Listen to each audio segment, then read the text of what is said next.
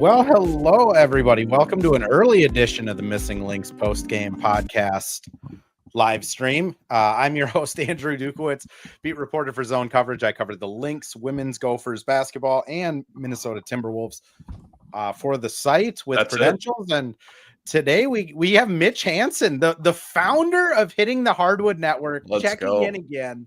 How's it going, man? I'm doing well. Last time I joined you was a little bit of a more positive note, but no, I'm doing well. Happy to be here. And I will warn people on Spotify, if you look in the description, Mitch has about 17 things after his name. Windsor, Canis Hoopus, women's basketball extraordinaire, founder of Hitting the Hardwood. We're also going to be joined at some point in the very near future by Terry Horstman from the 9. Used to be the Next. It sounds like they are doing a rebrand and it's the 9, but he'll be joining us soon. While people are jumping in here, let's do a quick ad read though. Well, hello. Thank you, Livestream Andrew. This is Ad Read Andrew. And today we have Firehawk Construction and Remodeling, the presenting sponsor for the Missing Links podcast. Firehawk Construction and Remodeling strives to inspire people to follow their ideas, working with respect and understanding to create a quality, tailored result. Firehawk Construction and Remodeling, located in Blaine and serving in the North Metro area, is here to help you with your building and remodeling needs. I can say personally, thanks to Firehawk Construction and Remodeling, I have a beautiful deck in my backyard and countless projects that I started, they finished. Get started on your new deck or remodel today by calling Isaac at 763-710-5686. So, Mitch, I don't know how much we'll go into just the Fever beating the Lynx, 83-72. Yeah, I mean, I don't like calling out players' effort. I say that pretty frequently, that like that's not for me to say. I don't know if somebody is truly working hard or not. But Jessica Shepard can certainly call out players' efforts. And she was pretty poignant on just saying like tonight was inexcusable. People weren't doing the hustle things. No one was really doing any of the like effort related plays. Cheryl echoed that. It was a relatively boring post game, I guess what you'd expect for a 1 seed that has a locked up playoff spot that didn't show up to play basketball. But Mitch, what was kind of your takeaway from the game? Yeah, it just looked like a team that's ready for playoffs. And obviously Nafisa Collier being out, that makes a huge difference. You could even throw in Dejanay Carrington with that, or in that same conversation. But I mean, it looked like just a team that's ready to be done. They're ready to turn the page and start the postseason. And I mean, that's kind of the downside of kind of wrapping things up as early as they did. Is it's kind of a hurry up and wait thing now, and that's not an excuse. They have to. They still, there's no excuse for that. But they'll be all right. But it was one of those games where it reminded me, I almost texted this to you guys because we were texting during the game, that it almost reminded me of the game after the Lynx won the Commissioner's Cup.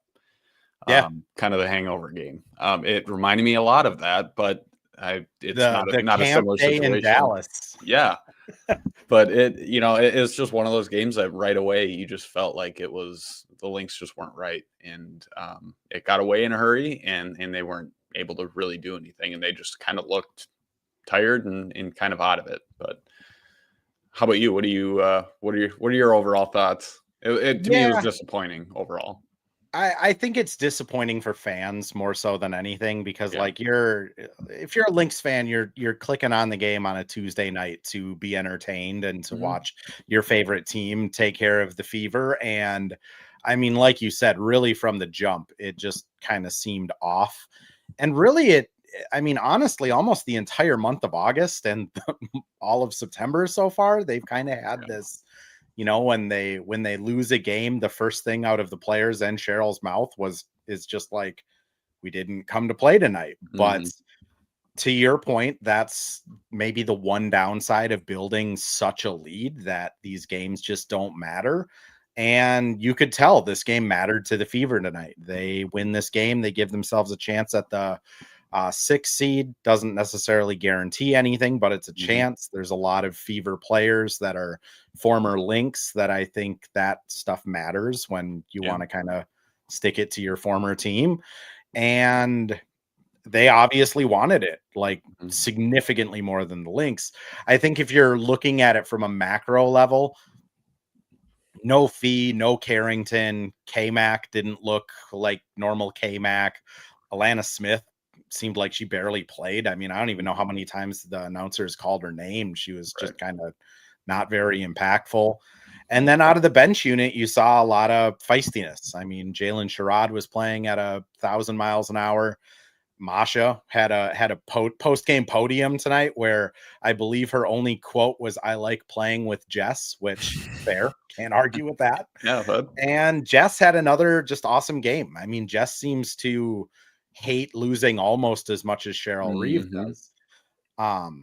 I guess unless there's any like chat questions that want to talk about the game more, I'm kind of thinking we just move past and kind of look at, obviously they have the season finale fan appreciation night. I believe there's going to be pink wigs everywhere on Thursday, but it's starting to look like Seattle is going to be that first round matchup. Yeah. I mean, I'm just looking at the scores right now. I mean, basically if Seattle wins or LA loses, Seattle gets that spot. I mean, LA is playing Phoenix, so they have a tough matchup. People who are listening to the podcast already know the outcome because the games have been over already. But for the sake of the live stream, it does look like it'll be Seattle, and that that matchup is actually pretty intriguing because Seattle is, I mean, the Lynx or Seattle is one of the teams that the Lynx have lost multiple games to. So that's no walk in the park. That'll be no easy matchup, but yeah, it does look like it'll be Seattle, and I think either way, if it was LA or Seattle, obviously LA would be maybe preferred just for kind of their inconsistencies maybe, but you could argue the same with Seattle as well. But that matchup it'll be feisty. If it is Seattle, Minnesota, it'll be a feisty matchup. And then also not putting the cart before the horse, but not looking too far ahead either at the semifinals. But let's say Minnesota reaches the semifinals, which I believe they will and they should. You have a New York Phoenix potential matchup because they're going to be facing off in the first round. So that's no easy task either. And it's a tough 3 teams that are on the same side as Minnesota that they're going to have to try and go through, or all 2 of the teams. But yeah, it's kind of a tough draw, but at the same time, it's the postseason. You're playing the top 8 teams. If you want to be the best, you got to beat the best, even if they're playing LA in the first round or Las Vegas in the first round. You still got to beat those teams, and you still got to take care of business, especially when you have home court advantage as well, which I think Minnesota will do. And Terry Horstman live from a locker room somewhere in Indiana. They do have internet down there, I hear. I learned something new every day. I did not think they had Wi-Fi in Indiana. And it's Terry, I'm gonna give you Nate Pence's question here in the chat. Do we put much stock into this game? If by we you're asking me, yes. No, I'd put none into it. I mean, you got to put some stock into every game. And even, I don't know if you guys tuned into the post game, I tried to, go into a question kindly, and Jessica Shepard was having none of it. It was like, absolutely not. This was unacceptable. When you put this jersey on, you don't have that as an excuse. So I think it's important that the Lynx take stock in this game, and that stock is never again. Definitely not in 2025, because they're going to start meaning a whole hell of a lot soon. But yeah, I'm not worried. I think these last, 2 games, whatever, basically since Nay's injury, you just wanted to get into them and get out of them without any additional injury numbers. That's, the number that I'm looking at the most. And they did that tonight, and the effort sucked. It wasn't fun to watch. I don't think any of you guys had a good time. I'm sure. I know there was a watch party at the Black Heart of St. Paul, one of my favorite establishments in town, and I'm sure they had fun, but not because of the game. So, yeah, I'd say be mad about it, be pissed about it. The players certainly will, but I think you can turn a leaf pretty quickly tomorrow morning, and hopefully they get a positive result on Thursday. And Tay just asks here, are we concerned if the Lynx can turn on their good basketball brand on Sunday? I mean, my opinion is I'm not too concerned about it. I think this team has, I wouldn't be surprised if they have like a rough first quarter or something like that, where it's just trying to kick some rust off. But I mean, we saw Fee last year in the postseason score more points than minutes through 2 rounds of the playoffs. I wouldn't really expect them to not get locked in. Do either of you guys have anything else to add to that? I would just say that I think their effort will be better on Sunday, just because knowing Cheryl and just kind of the bound, it doesn't happen twice, and it will not happen twice. No matter who's on the court, I expect the effort to be a little bit better. But with that said, we'll see who's on the court and how much they're playing. Just because, there's nothing to play for in this game. But exactly. And I mean, we were talking about Seattle before you hopped on with us, Terry. And Mitch, what I would just add to your kind of assessment is, out of all the teams, Seattle did win 2 against the Lynx. I think Seattle is, their size gives the Lynx some problems just with, Malunga, I believe is how you pronounce her name. I mean, she's a monster. The thing I look for, though, in a 3-game series, for Seattle to win it, like, let's just say they win their home game. The other game, like, something has to go either catastrophically wrong for the Lynx, like tonight, where they go 2 for 20 from 3, or the opposing team needs to just have a 3-point variance that kind of that is like an outlier. That's so much better than like what the Lynx can do, forcing turnovers defensively, interior defensively. And I mean, Seattle, I pulled it up. They're 7th in the league in 3-point percentage. They got to scroll down a long way, 9th in 3-point attempts. Their offense is pretty just stagnant. I think out of all the teams that were out there, like, Seattle's probably the one I think the Lynx could take care of the easiest, I guess, just because I don't know how they're going to get, 2 games of kind of, again, like, normally it's all right. You win your home game, you're feeling yourself, and then you have something that just goes off the rails. And I just don't know what they could do to make it go off. They've already have the Skylar Diggins heat check game. Terry, what are your thoughts? Seattle scares me the most of any potential first round matchup. But I wouldn't say that means I'm scared a lot or would be scared a lot. But I think they are probably the most unique matchup in terms of what they can throw at you. And Sky can just turn into a monster at any time. So I think she could do it again. I think hopefully because they hit the Lynx in the mouth like that in the regular season, that, like Mitchell said, it doesn't happen twice.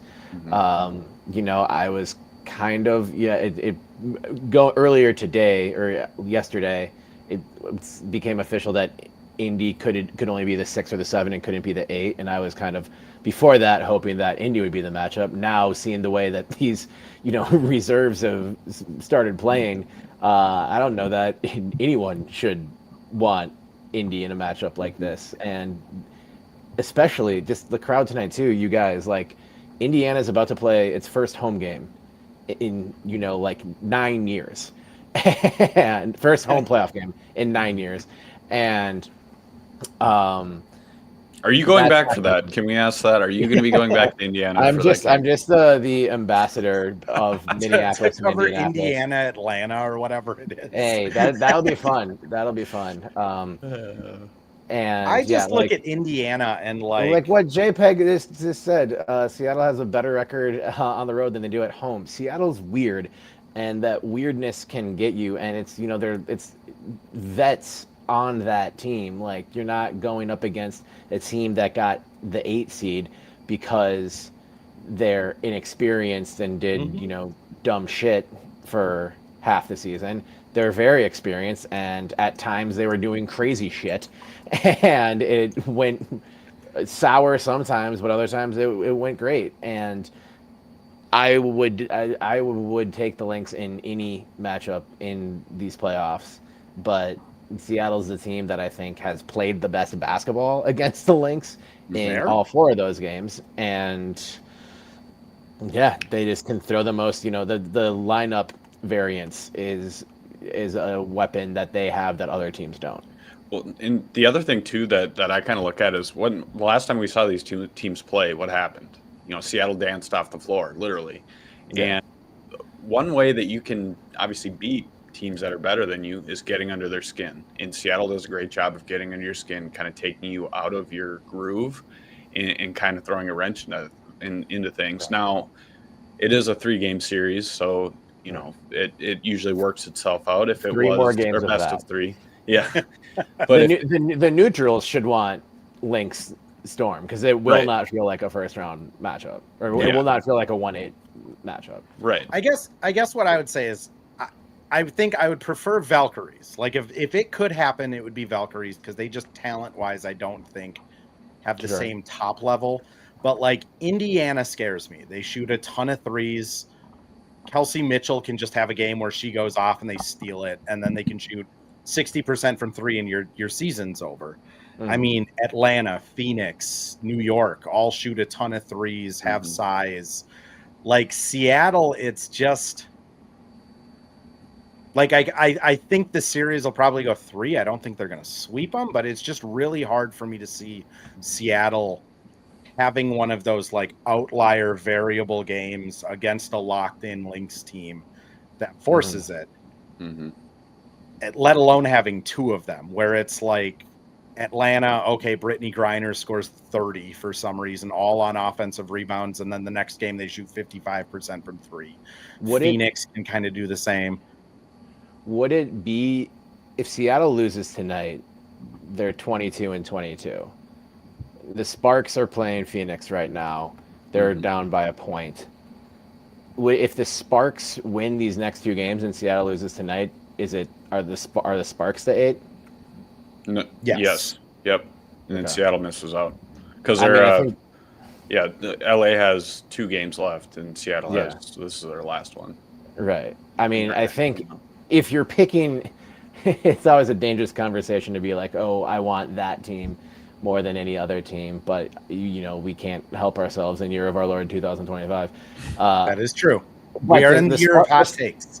I think the Sparks would be fun and interesting, also because we haven't played them in like 19 years.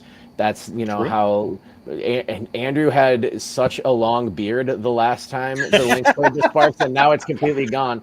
Clean shaven. I hope, Mitchell, you mentioned the lack thereof of Andrew's facial hair before I got here, because right when I got it, I didn't say it. When I was backstage, I was like, "What? Who is this? Who is this boy? Who is this strapping young man hosting a podcast? Young man with just like spirit and energy in his eyes." I don't think either of you have ever seen me without a beard. And Terry, I've known you for almost 2 years now. Yeah, you've never seen me without a beard, and you never will. That's the one rule my wife has. Me too. I'm not allowed to shave ever in my life.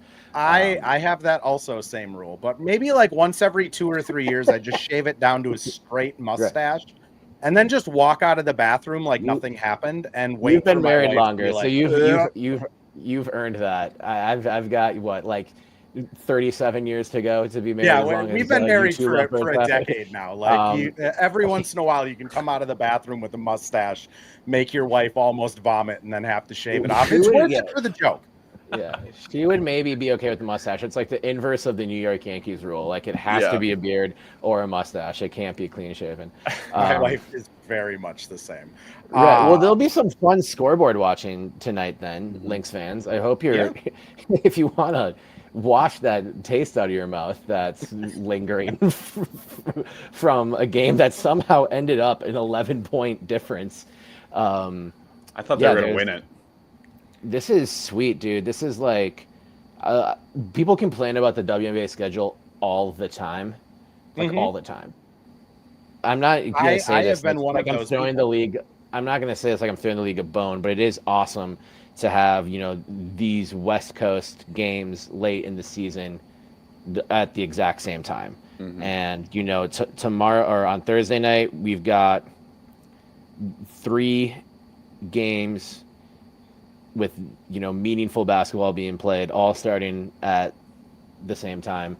Obviously, if the league could have it their way, there'd be a little bit more close races so that we wouldn't have the 1 seed completely locked up for 2 weeks. But shout out to the league for this week alone of scheduling. It felt like, like last day of Premier League is always fun with all the teams, playing at the exact same time. The soccer nerd in me loves that. So this is I'll be interested to see what happens the rest of tonight. We might know soon exactly who the Lynx are going to be playing, which will be great for maybe getting a flight out. We know what coast it is anyway. Seattle, San Francisco, Los Angeles. I'm like, come on, Delta. Fly out to Oregon and just start driving south and hope that Yeah, why not? It works out. Right. I'm going to throw us to a quick ad read here, quick. When we come back, I have one weird stat I want to throw at you guys quick, just to get your ideas on it. We love weird stats. And then I do want to ask Terry if he is going to disclose all of his end of the year award voting. Is this ad read for some like shaving company, by the way? No, it is not for what is that one? Manscaped. Manscaped. Yeah. If you're listening, I will happily read about your hedge trimmers. Dollar Shave Club. And we're back with another ad read. This time for Pence Homes, the presenting sponsor of Hitting the Hardwood Network. Well, I was gonna say, hopefully, and we're back with another ad read. This time for Pence Homes, the present. This is going to be the most least anticlimactic Nate Pence ad read ever. Is watching, and we're back with another Nate ad Pence, read. who is in this the time chat, for Pence Home, is watching his ad read, not just cut off the .com, but cut off. Oh everything. My God! Shout out Nate Pence. Just keep clicking on and we're back with another hoping ad read. that it works. This time praying for Pence that it Homes, works. the presenting sponsor. And of if not, the I'll throw it Hardwood in Network. post. Let's move on though. So I was just kind of looking at like random plus minuses, and the Aces, out of all of the teams that have a positive plus minus, the Aces are 8th out of 8 teams with a plus minus for the whole 1.6. Oh, average plus minus. How wild is it? Like, just how wild has their season been, where they are probably going to be the 2 seed? And they are average plus minus 1.6, just kind of a middle of the road team. But Asia Wilson is putting on this like absolute ridiculous run of 30-point games. Mitch, what is your thoughts about it? They're one of the hardest teams to figure out because, early in the season, first half of the season, yes, I know things change, but first half of the season, they look like a team that's maybe a 6, 7, 8 seed.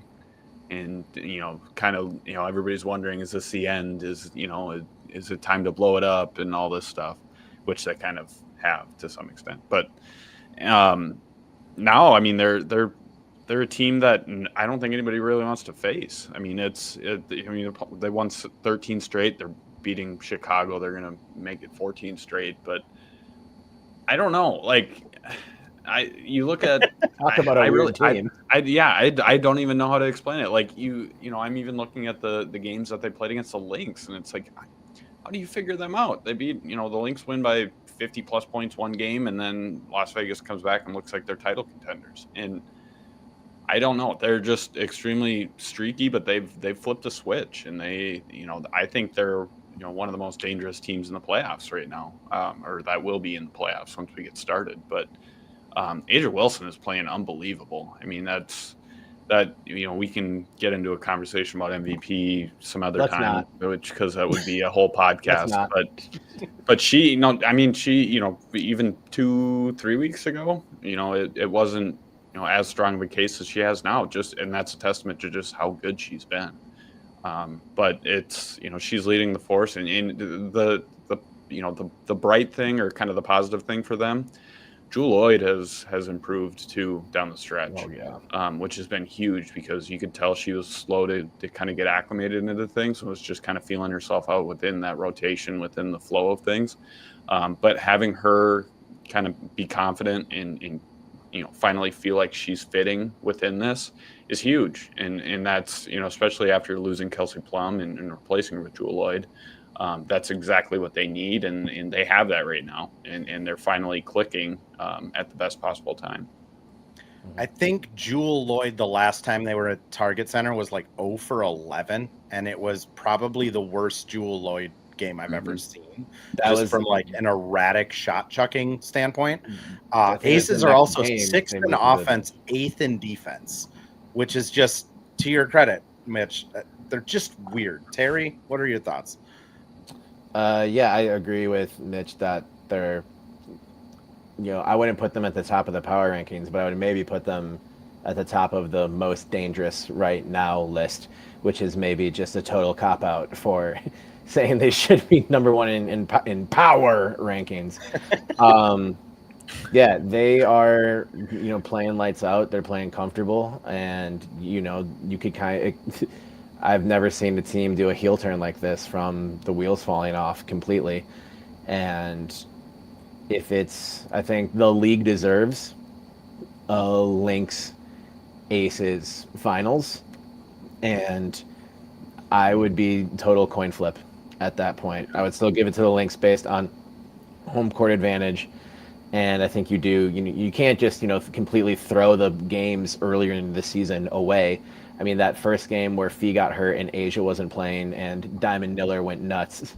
Like, you can't really, that game probably doesn't mean anything. Seems like years ago. But the two next, and you can go back to last year, I believe the Lynx were 3-1 in the regular season against the Aces. And, there was the opposite. So the Lynx had a 6-game winning streak against the Aces going into this last loss. So, but yeah, it wouldn't be fun. It would be fun to go to Vegas in October. That's all I'll say there. And Asia is amazing. She's making it really Asia hard. Wilson good at basketball. Yeah. Is what Terry, the one thing I will warn you is, now that everyone knows you have a vote, if Asia wins it unanimously, like you might be getting some heat on the streets here. No one's gonna win anything unanimously, and I have not cast my ballot. I'm waiting for the last of the team PR gifts campaign to roll through, what a certain Twitter user referred to as bribes for the media. That the Dallas Wings are bribing media members with Hot Wheels cars is maybe the most indicative of where we are in 2025 of anything. But yeah, those things, they will not sway my vote at all, but I will be appreciative of it, and I will use it to, create content that promotes your team. And so, especially next spring, when I have my full Washington Mystics garden in bloom, I will be posting about the Mystics, because that gift was awesome. And we're going to plant all of those seeds except for Ivy, because my wife informed me that Ivy is evil. So I forget which player they named Ivy after. I think, who was it? I can't remember. Are we talking like evil as in like if a dog eats it, they die, or evil as in like No, I think witchcraft? it's like invasive. No, if it was witchcraft, we'd be planting it and doing rituals in our yard. Harry, I do want your thoughts. I mean, the Aces, amongst all of this, the PR thank yous from voters, which I'll be honest, like if you getting a glass globe is what puts you over the edge to vote for Nafisa Collier, like that's very indicative of like you said, Terry, where we are as a society. I preferred the Nafisa hot sauce from last year that I That still was have good. in my fridge. That was funny. good. Yeah. But the Aces came out, like the Aces, like official, I think Twitter, and they made like an official statement of like, we will not be sending anything to promote Yeah. Asia World because we never. Well, they said we got all the voters got official emails from them with like the campaign and the numbers and stuff, and the argument is good. From Nate Pence, Sparks don't play defense, which is nice. Yes, that is true. Also, V Marie, really quick. Yeah. Shout out to the bench players. Like, first quarter Kosu minutes was like the highlight of my season.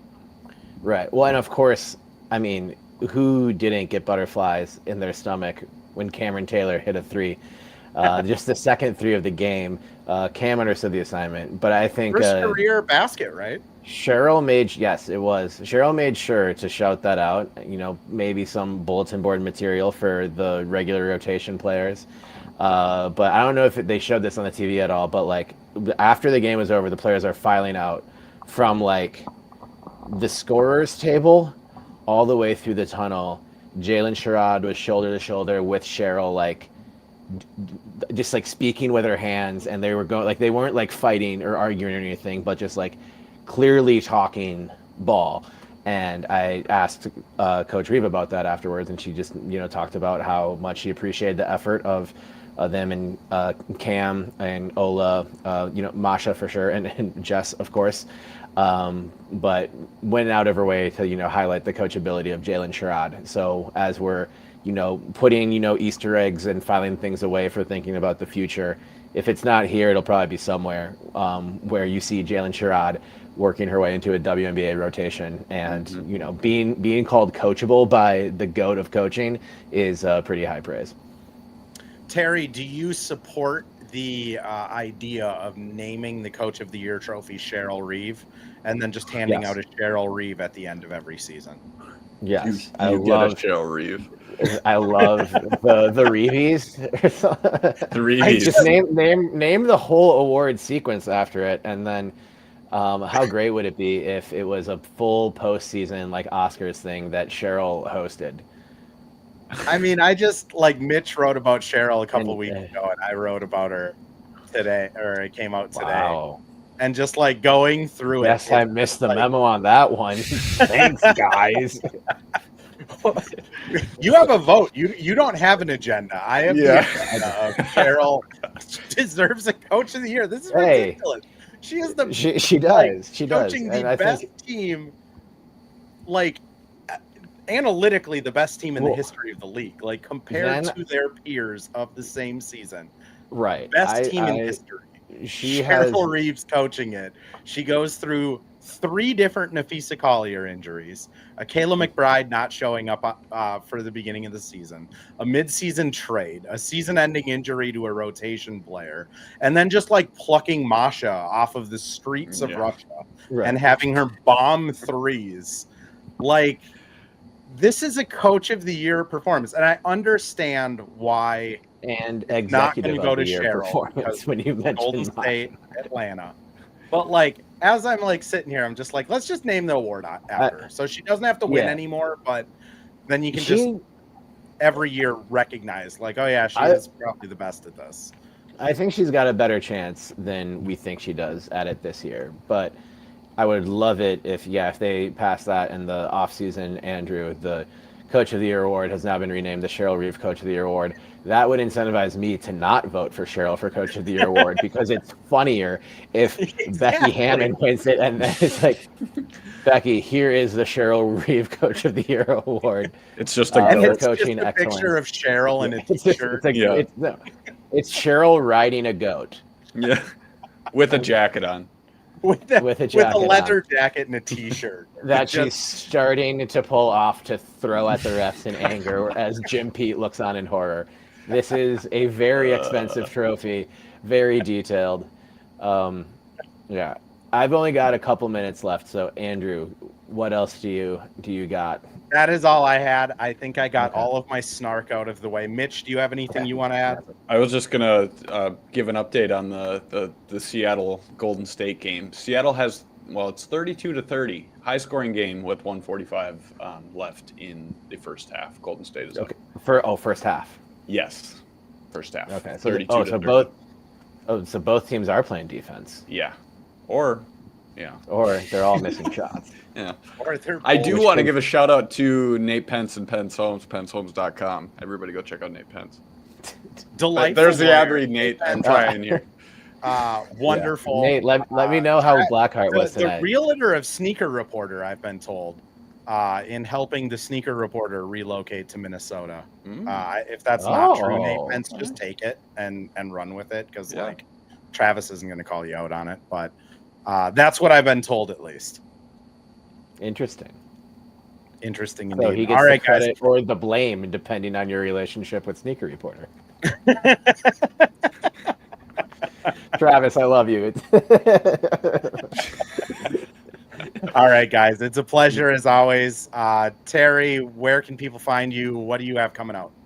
I will have all kinds of fun playoff preview stuff coming to the next, which has been or will be renamed the Nine basketball. But if you type in thenexthoops.com, it still gets you there. So same place as always. Follow me at Terry Horstman on Blue Sky. Follow me at Terry Horstman on Twitter for things that I occasionally put in there, and then sign out and throw Twitter in a box at the bottom of a lake before I check into it again. And at Terrence Horstman on Instagram. Trying to remember to put more Lynx stuff on Instagram, because people on Instagram are not people on Twitter generally, at least in behavior. That's fair assessment. Is that why you're like soggy coming into shoot around sometimes? Soggy? Swimming to the bottom of the lake to get your Twitter account unlocked? I was wondering where that was going. Mitch, where can people find you? What have you been working on, man? I'll have some playoff stuff coming up here too. I'm working with some guys at Canis Hoopus on doing a preview for playoffs. You can find also be doing the same thing at Winsidr, and then you can also obviously follow me on Blue Sky and on Twitter. I'm not as active on Instagram when it comes to basketball stuff. I keep that to my niece and nephew and family members. They're adorable though. A lot of people think they're my kids, so I also thought they were your kids until literally. Yeah, I've had a bunch of people. So if you want to get vested in Mitchell's personal life, you can come on over to Instagram. but yeah, you can follow me on all of those, and then obviously hitting the Hardwood on Blue Sky and on Twitter. Check out our Patreon page, patreon.com/hitting the Hardwood. We just got another patron that joined the other day. So we appreciate anybody that can support there, and you can get a lot of exclusive content, early access to stuff, and you get all of our work in one place, and you get it sent right to your inbox as well. So that's my sales pitch, and I hope you guys will all support all the great work that all three of us do here. So thank you guys for having me. Of course. And I'm Andrew Dukowitz again from ZoneCoverage, ADukeMN on all socials. For all of the 304 people that have swung by this live stream, you guys are awesome for coming by. Yeah. Honestly, a live stream after a dismal regular season loss. That's why Lynx fans are the best. You guys support no matter what. And we'll catch you all next time after the game on Thursday. Perfect final comment.